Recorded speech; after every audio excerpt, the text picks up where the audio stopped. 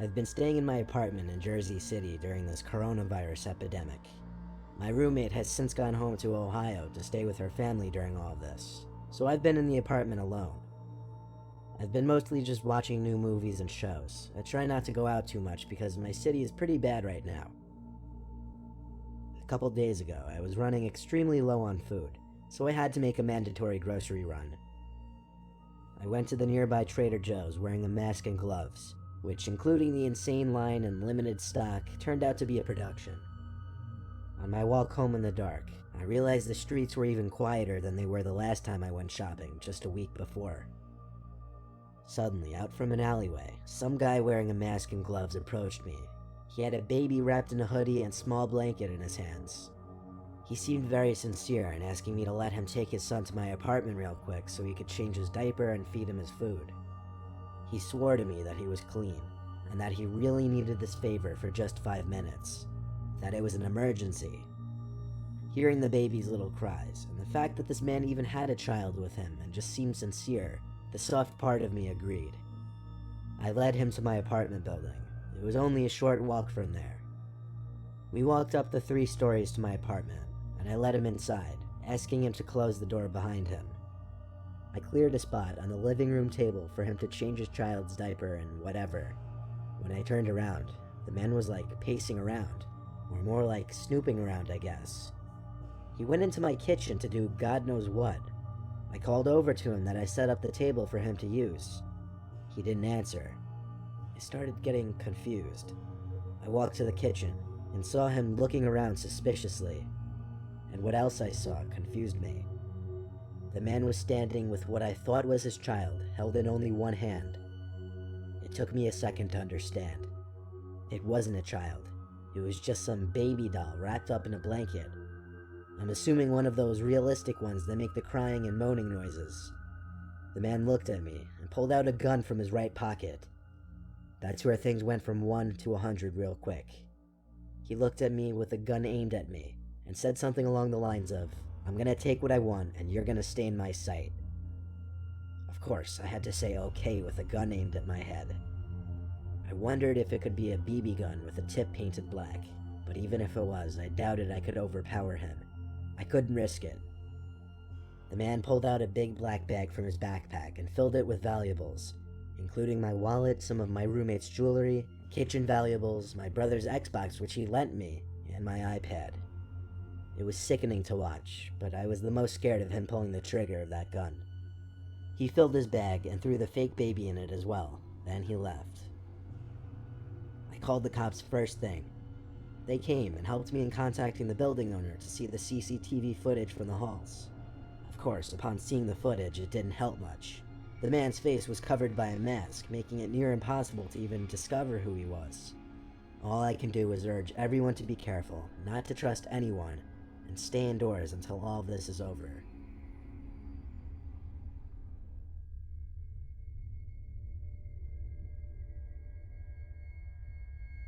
I was taking a road trip in my Mustang from Texas to Arizona to visit my brothers. I usually keep emergency supplies in the trunk, such as water and tools. I was taking, I guess, what you would call a scenic back route, because I liked flying at high speeds with the top down without worry of other cars or police. This was one of those completely deserted seeming roads with one lane on either side and nothing but desert sand, cacti, and shrubs as far as the eye can see. I was flying down this road when the car started to emit these concerning popping noises from under the hood, and the car started to jolt or jump slightly. I put a heavy foot on the brakes to bring the car from a speeding 90 miles per hour to a less than gradual halt. I got out from the car popping the hood, pretending as if I'd even know what to expect or how I'd go about fixing it. There was no smoke, nothing like that, but I didn't have a clue what could be the problem. I got back in my car to try and start it, and as I feared, the damn thing wouldn't even start back up now. The car was an '01 Ford Mustang, so yeah, it was an old car with its share of problems. Naturally, I tried to call my roadside service company, but bad became worse, realizing I didn't have any service this far out in the desert. I was more or less stranded. I hadn't seen a single other car pass me that whole hour I was driving on that road, and I was scared to think how long it would take for someone to pass. I waited on the side of the road, sitting on my car's trunk for literally hours, sweating my ass off. My spirits rose when I saw the shine of a car reflecting the sunlight speeding down the road in the horizon. I hopped off my trunk and started walking and waving my arms out for help. But the car didn't stop. It zoomed past me. Pure evil. I didn't know how somebody could leave another human being stranded like that. Nightfall came and the hunger was setting in. No cars had passed since the first, and I was trying to fill my stomach with the water bottles I had in my trunk. Eventually, I saw headlights approaching. I had my car's hazards on, but I also waved my arms once more. The truck pulled to the side, and a fairly large man stepped out. I told him my car broke down and asked if he knew anything about cars. But he didn't immediately seem interested in my car. He more so seemed interested in asking me if I was alone, where I was going, and why I didn't just call for help. Then he asked me if anyone knew I was here. These questions were certainly making me uncomfortable. He finally offered me a ride. Though if he was trying to make a point of making me uncomfortable, he accomplished that. I stepped up into his pickup truck, and off we started driving. He said it would be a long while before either of us would have phone service. He started asking me more questions, like why I would decide to take a back route like this. Minutes in, the truck started to slow down, and I heard him mutter, "Ah, shit." He pulled onto the sand on the side of the road, looked at me, and said the piece of crap broke down. This couldn't be happening.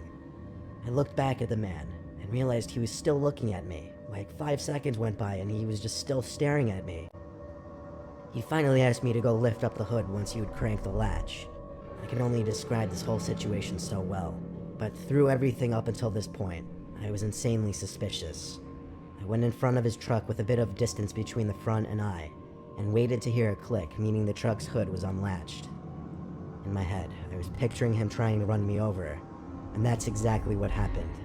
As I took one step towards the truck to try and open the hood, I heard the roar of the engine as the man was on the gas. I dove for my life. If I reacted half a second later, I'd have lost my legs or instantly been killed. I took off running into the pitch black night, looking back to see the taillights still there. And then this. Gunshots. Surely gunshots aimed at me. That man was trying to kill me. It was too dark out there for him to possibly shoot me dead without some kind of luck, but I thought I was going to die at any moment. I heard a truck speeding off in the distance, so I turned and saw the taillights of the truck slowly disappearing down the empty road. I eventually fell asleep on the side of the road, and the nightmare didn't end until early morning, when I woke up to another pickup truck passing by. I waved them down, covered in dirt and sand, and thank God this man was actually normal, he and his wife. They gave me water and drove me to the nearest town where I was able to call the towing company. It was a 45-minute drive back to my car on that goddamned road, then that same distance back to bring it into a shop. Long story short, this was the worst trip and experience of my life. Having someone try to run you over and then shoot at you isn't something you simply get over.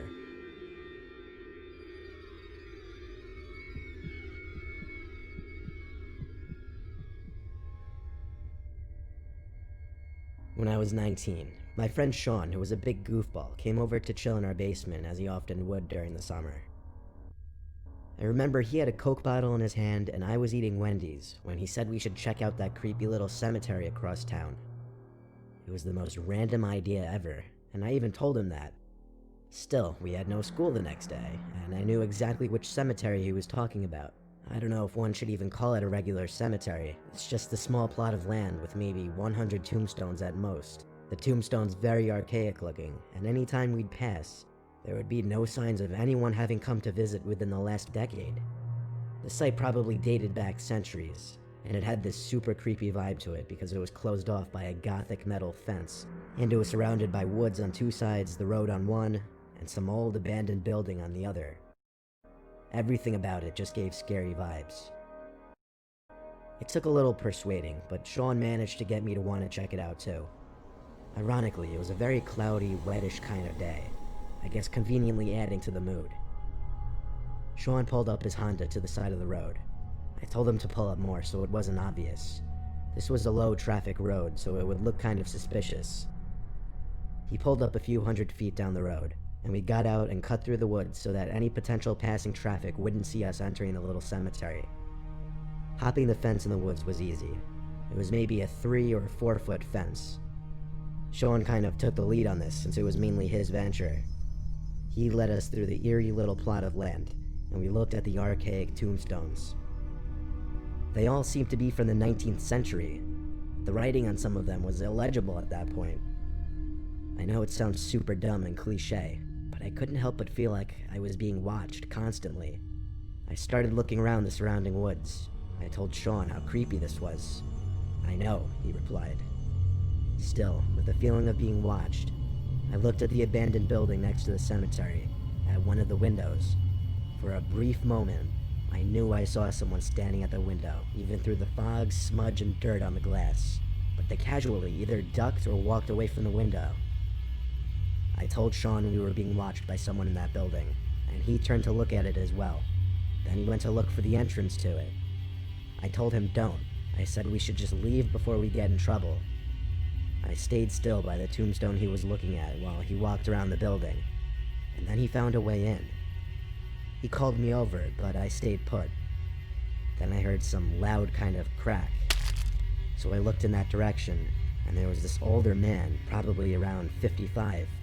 Gray hair, had on a black raincoat, I believe he was wearing jeans, and he had a mustache, but that's all I really got of him. Then he opened his mouth and screamed, not just yelled, he screamed, "Get out." He screamed it so loud I thought I saw birds fly away from being startled. And just like that, I started to feel lightheaded, and suddenly everything went dark. The next thing I remember was waking up to being dragged in the woods. I freaked out thinking I was being kidnapped, but when I turned and got up, I saw it was just Sean. Sean was freaking out about something. He told me to follow him and run back to the car, so I didn't ask questions. As we ran through the woods, I heard something close behind me, and when I turned, I realized we were being followed by someone, so I ran even faster. We got to his Honda, and he basically put it in drive before the car even had a chance to fully start. When Sean was inside that abandoned building, he found a sigil of Baphomet painted on the wood floor, which is basically the sign of Satan. Around it were a bunch of freaky dolls with buttons for eyes. He didn't get to see anything else in the building, because he heard the old man scream at me outside. He came running to find me passed out on the floor, and he saw the old man slowly walking over to me. He started to drag me away from the old man and into the woods. He actually literally picked me up and threw me over the fence to get me out. I quickly came back to consciousness, and that's when we ran. I had only fainted one time in my life, and it was at that moment. I don't know why I fainted, but it happening at a graveyard with some kind of satanic ritual building right next to it makes it that much stranger.